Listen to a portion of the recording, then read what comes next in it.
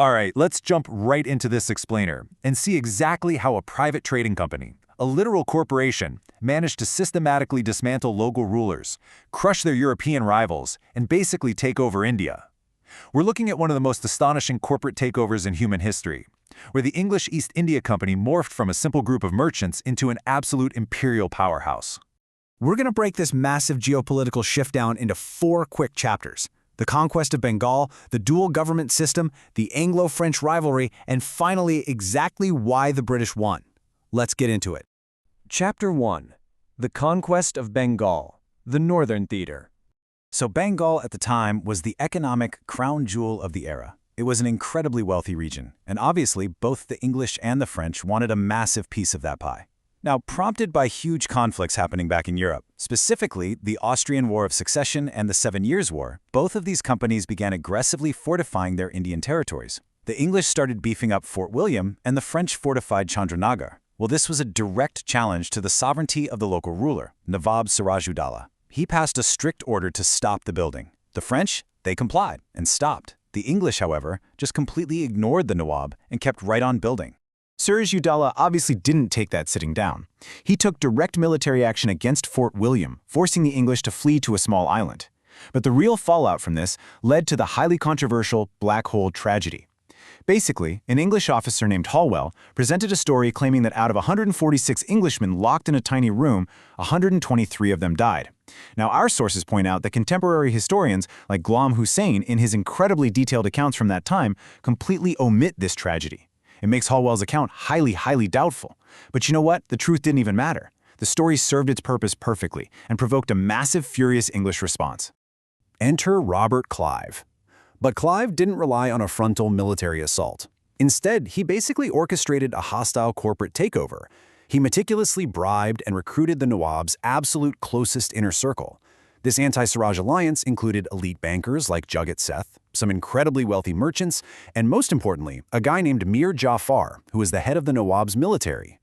Which brings us to the famous Battle of Plassey on June 23, 1757.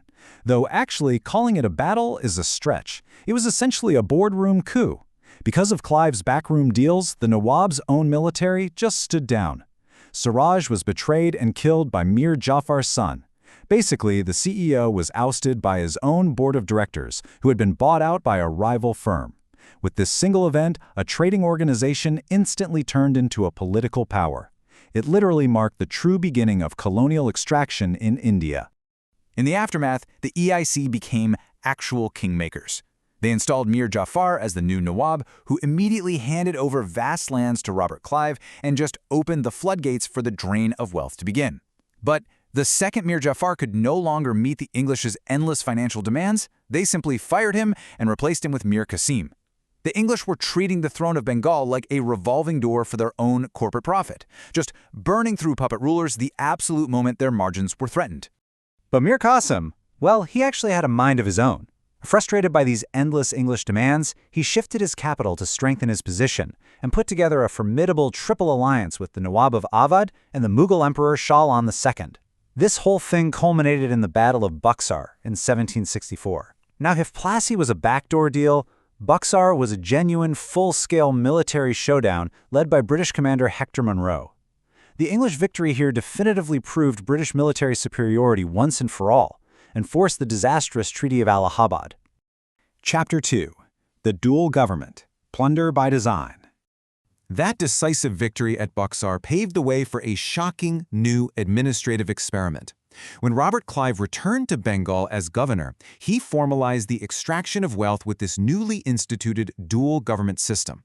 It essentially split the administration of Bengal perfectly to favor the company. The Nizamat, which meant general administration and all the daily grinding headaches of ruling, was left entirely to the Nawab. But the Diwani, the right to collect all the actual land revenue, was handed directly to the East India Company. Think of it as a historical blueprint for privatizing all the profits while socializing all the losses. The Nawab had all the responsibilities but absolutely no money, while the company had all the finances and literally zero responsibility to the people.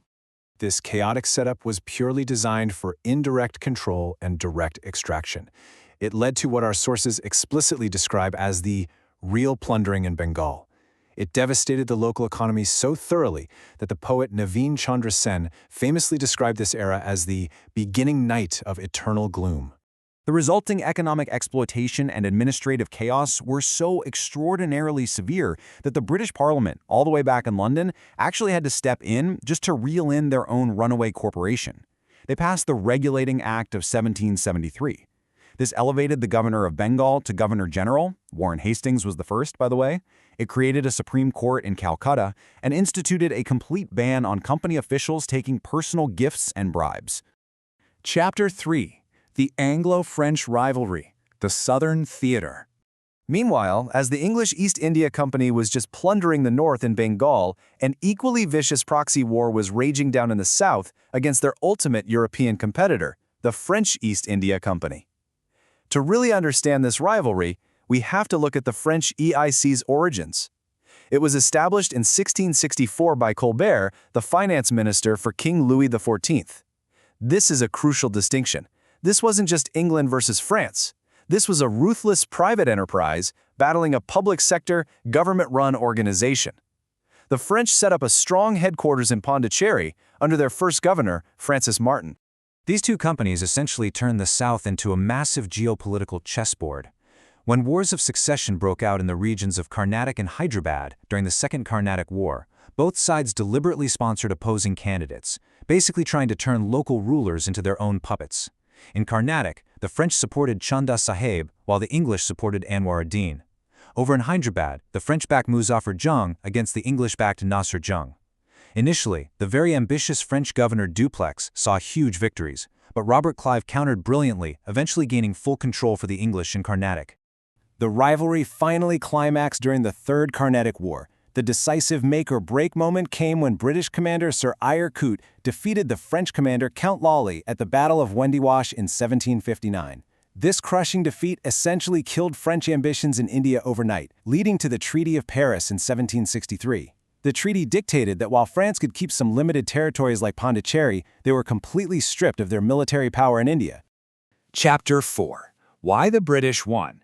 The Structural Advantage. So, after looking at both the northern plunder and the southern military theater, we really have to ask ourselves, how did the English manage to so utterly dominate the subcontinent?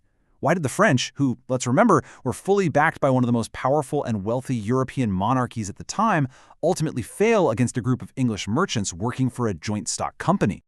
The absolute biggest difference was structural. The English East India Company was this agile, heavily invested private organization. It was driven by shareholders demanding profit, which naturally bred aggressive innovation and really rapid decision-making. The French EIC, on the other hand, was bogged down as a government entity. They were heavily reliant on state funding and absolutely crippled by slow bureaucratic delays coming all the way from Paris. Furthermore, the English had successfully diversified their risk.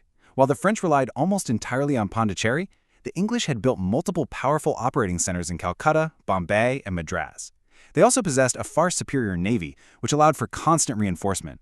And perhaps most importantly of all, they used the massive wealth they had recently extracted from Bengal after the Battle of Plassey to seamlessly fund their ongoing southern military campaigns against the French.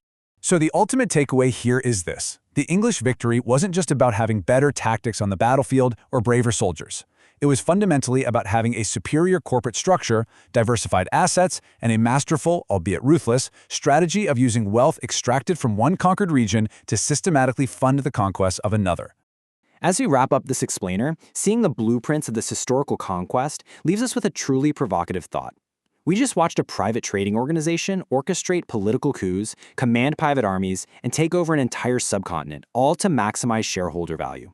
So, looking at the massive global conglomerates of our world today, if a private company could achieve such terrifying political dominion centuries ago, what are the true limits of corporate power in our modern era? Think about that for a minute.